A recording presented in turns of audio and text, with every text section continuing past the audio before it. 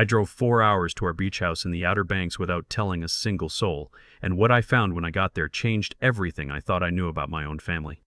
It was the Friday before Labor Day weekend. I'd been planning to surprise my wife, Marion. We'd been married 31 years, and she'd gone up to the house a week early to decompress, she said. She'd seemed tired lately, quieter than usual, and I'd chalked it up to the heat, to getting older, to the kind of slow fatigue that creeps into a marriage when the kids are grown and the house gets too quiet. I wrapped up a project at work 2 days ahead of schedule, stopped at her favorite seafood place in Manteo to pick up a quart of she crab soup, and drove the rest of the way feeling like a man who still knew how to be a husband. I pulled into the gravel driveway just after 4 in the afternoon.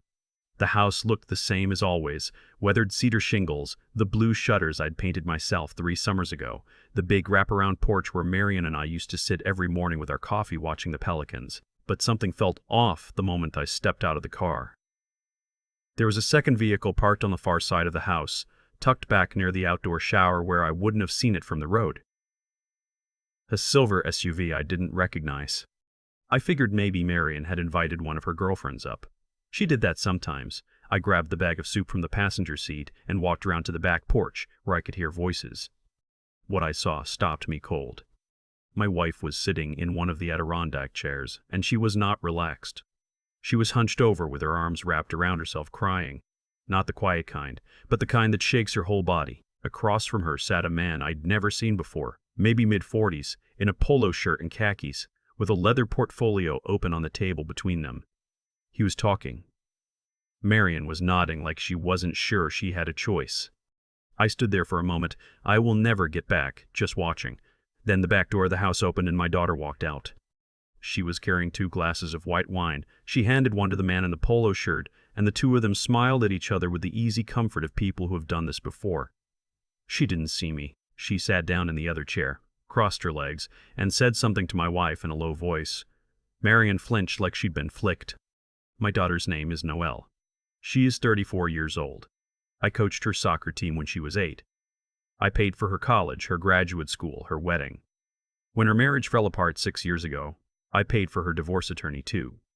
I am not saying any of this to pat myself on the back. I'm saying it so you understand what it felt like to watch her hand a glass of wine to a stranger who was sitting at my table, making my wife cry. I walked onto the porch. Noelle looked up and her face went through 3 expressions in about half a second. Surprise, then something I can only describe as calculation, then a smile so fast it made my stomach turn. "Dad," she said, "you weren't supposed to be here until Sunday." That was the first thing she said to me. Not hello, not how did you get here so fast, not even a pretense of being happy to see me. You weren't supposed to be here. I looked at Marion. She was wiping her face with the back of her hand, trying to compose herself, and she looked at me the way a person looks at someone who just walked into a burning building, like she was relieved and terrified at the same time. "Who is this?" I said. I was looking at the man with the portfolio.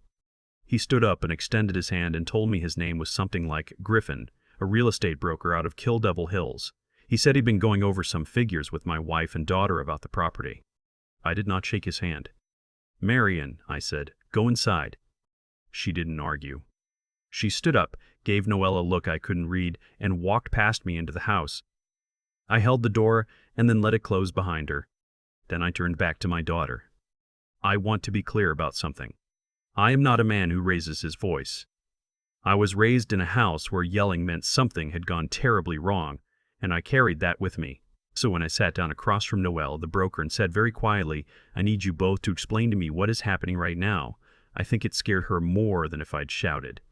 The broker started to talk first. He said he understood this was a sensitive family matter and that he'd been contacted by Noelle about potentially listing the Outer Banks property, and that based on comparable sales in the area, he was estimating a range of $800,000 to $1.1 million, depending on condition and timing and that. "Noelle," I said, cutting him off, "did you hire this man to sell my house?" She straightened up. There was the calculation again behind her eyes. "Our house," she said. "It's in both your names." "It's in your mother's name and mine," I said, "not yours." She paused. Just a beat too long. "Dad, I've been talking to Mom about this for months." She agreed. I looked at the back door. Then I looked at my daughter. I have known her face for 34 years. I know what she looks like when she's lying, and it's the same as when she was 9 and told me she hadn't eaten the last of the blueberry pie. A kind of careful stillness, like she's holding something in place. She agreed to what, exactly? I said. And then it came out. Not all at once. Noelle isn't careless, she's smart, which is part of what made this so hard to accept. But piece by piece over the next 20 minutes, while the broker sat there looking increasingly like he wanted to be anywhere else on earth. Noelle had been, apparently, working on Marion for close to 2 years. It started with a conversation about retirement, about how the beach house was just sitting there for most of the year, about how if they sold it and split the proceeds, everyone would benefit. Marion told me later she'd said yes to some version of that conversation. Yes, eventually? Maybe, someday, the way you agree with your child about something you're not taking seriously. The kind of yes that isn't really a yes. But Noelle had been treating it as a yes. She'd contacted realtors. She'd had the house appraised without telling me. She'd begun, over months of careful conversation, nudging Marion toward believing that this was a plan they had made together, that I was already on board in some vague future sense, that this was just logistics. And when Marion had started pushing back, when she'd started saying, "Wait, I don't think I agreed to this, I don't think your father would want this," Noelle had pushed harder. I found out later from Marion's own telling that the last few weeks had been relentless. Phone calls every day. "You're not being rational, Mom. You've already agreed to this. If you back out now, the broker can sue us for his time. We've already started the process. Dad is going to understand once it's done." And underneath all of it, the thing Marion couldn't quite name but that I recognized immediately when she described it, the feeling of being worn down, of having your own memory of events slowly replaced by someone else's version of them. Marion hadn't told me any of this because Noelle had convinced her that telling me would cause a fight, that I would overreact, that it would be easier if she just went along and let it happen and explained it to me afterward. That is not a wife making a decision, that is a woman who is being managed. I asked the broker to leave. He left, and I will say this for him. He seemed genuinely uncomfortable, and he didn't argue. Then I went inside to find my wife. She was in the kitchen, sitting at the island, both hands wrapped around a glass of water she wasn't drinking. I sat down across from her and I said, "Tell me everything." And she did. It took about an hour.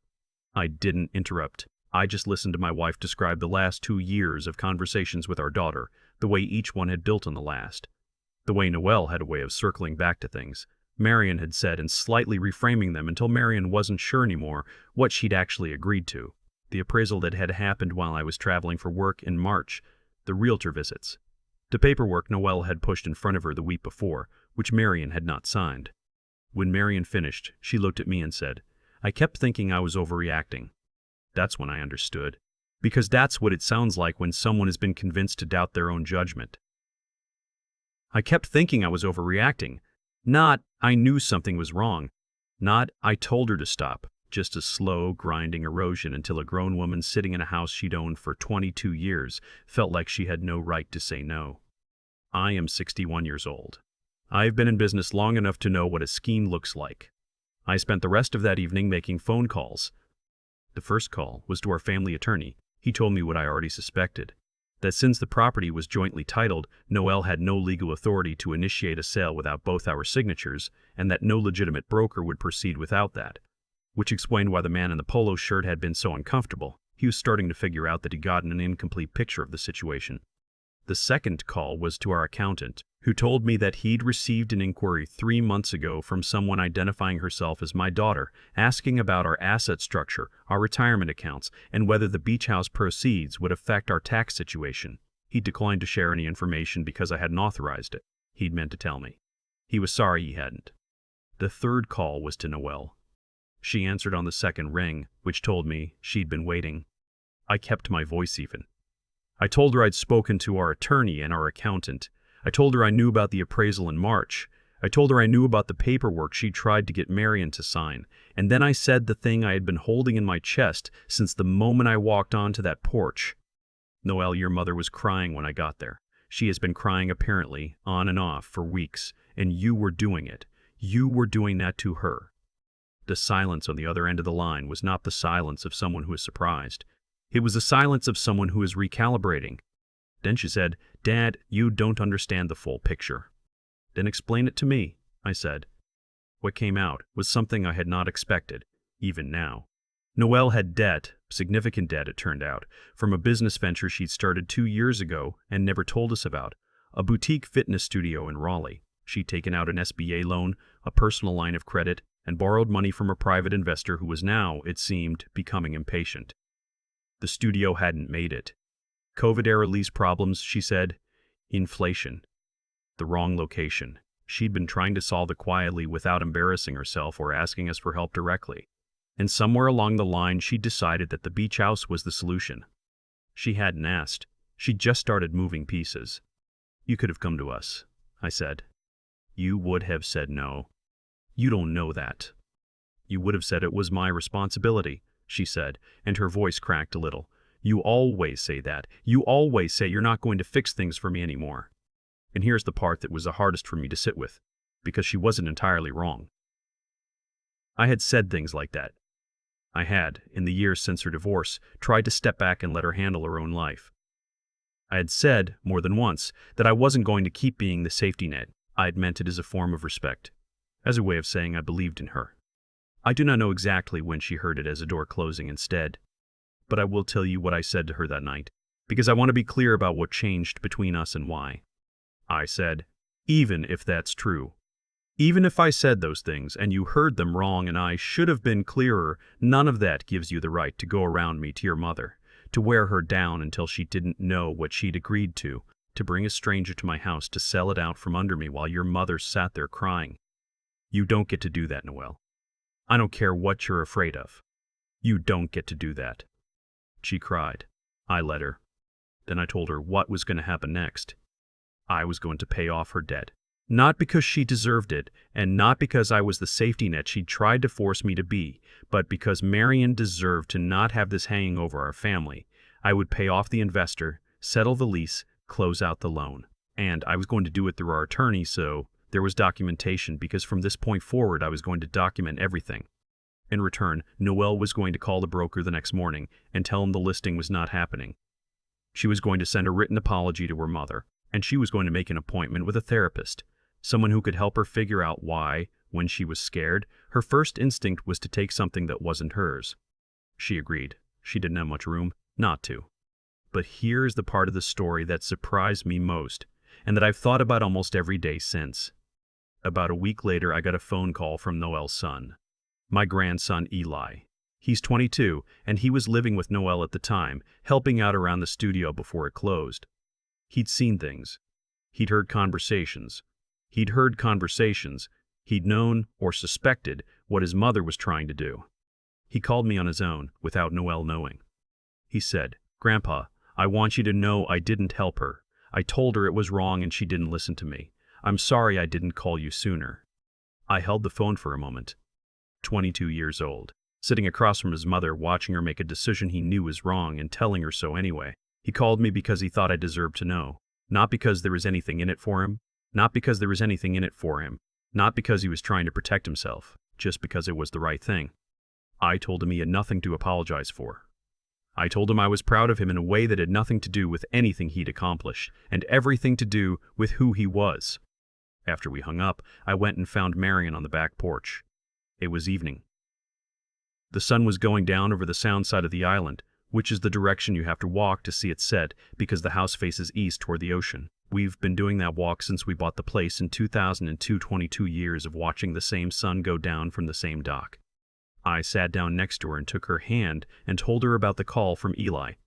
She cried again, the good kind this time. There is no version of the story where everything is fine now. Noelle and I speak, but there is a distance between us that I don't pretend isn't there. She is in therapy.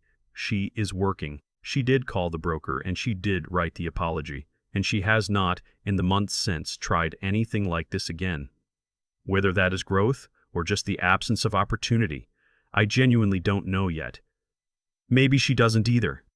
Marion is okay, better than okay most days. She told me recently that the thing she keeps coming back to is not what Noelle did, but the fact that she'd spent months believing she was the problem, that she was being irrational, oversensitive, making a big deal of nothing. She said it took a while to trust her own memory again. I think about that a lot, about how easy it is to make someone doubt themselves when you start with love, when the person doing it is someone they trusted from the very beginning. The beach house is not for sale. I repainted the shutters last month. The same blue, because Marion wanted them the same. We are going back for Thanksgiving, just the two of us and Eli, who drove down last summer and helped me fix the outdoor shower that's been dripping for 3 years. I don't know what the lesson is supposed to be. Other people's stories always have a clean moral at the end, something you can pull out and hold up to the light. I'm not sure mine does. What I know is this. I drove 4 hours to surprise my wife and found something I can't unsee. And I also found a 22-year-old kid who looked at something wrong and said so out loud to the person who needed to hear it. I don't know if that balances out, but on the evenings when Marion and I walk down to that dock and watch the sun go down over the sound, it feels, at least for that hour, like it might. I keep coming back to one image. Not the realtor with his portfolio. Not Noelle's face when she saw me standing on that porch. The image I keep coming back to is Marion, sitting at the kitchen island with both hands around a glass of water she wasn't drinking, saying, almost to herself, I kept thinking I was overreacting. That sentence has stayed with me more than anything else from that weekend, because I think it's the truest thing she said, and I think it tells you everything about how this kind of thing actually works. Not through a dramatic confrontation you can see coming, but through patience. Through small adjustments over months until the person being misled no longer trusts their own read on what's happening. What Noelle did wasn't complicated. That's the part people might not expect. She didn't forge documents. She didn't steal money directly. She just kept talking, kept reframing, kept returning to the same conversations with slightly different language until Marion's memory of her own decisions became unreliable. It is a particular kind of wrong, the kind that hides inside the appearance of normal family discussion. And it works best on people who love the person doing it. People who want to assume good intent. I've thought a lot about what I could have done differently. Not about the weekend itself, I think I handled that as well as I could, but about the years before it. About whether the way I raised Noelle to be self-sufficient somehow became, in her hearing, a message that she was on her own. That's not an excuse for what she did. But I'm old enough to know that the choices people make, especially the ones that look like betrayal, almost always have a root that goes further back than the moment you discover them. What I'm most grateful for, and I mean this without any sentimentality, is Eli. 22 years old, living in his mother's house, watching something unfold that he knew was wrong and saying so. To her face, and in calling me not because it benefited him, but because he thought I deserved to know. That is not a small thing. That is the thing I would want people to take from the story more than any of the rest of it. There is a kind of character that doesn't announce itself. It doesn't make a speech. It just does the right thing when the right thing is inconvenient, when the right thing costs something, when the right thing means sitting across from someone you love and saying, this is wrong, and I'm not going to pretend otherwise. Eli had that. At 22. And I don't think it came from nowhere. I think it came from years of quiet choices, small moments where he decided, again and again, to be honest even when it was easier not to be. I think about that when I think about what it actually means to raise someone well. Not to protect them from difficulty, not to be the safety net every time, but to somehow, through the ordinary texture of daily life, demonstrate that honesty has a value that doesn't fluctuate based on circumstance, that the right thing is still the right thing even when nobody's watching and there's nothing in it for you. Marion is okay, we're okay. The beach house still has the same blue shutters, and somewhere in all of this, I found out that I have a grandson who, when it mattered, knew exactly who he was. That turns out to be worth more than I can say.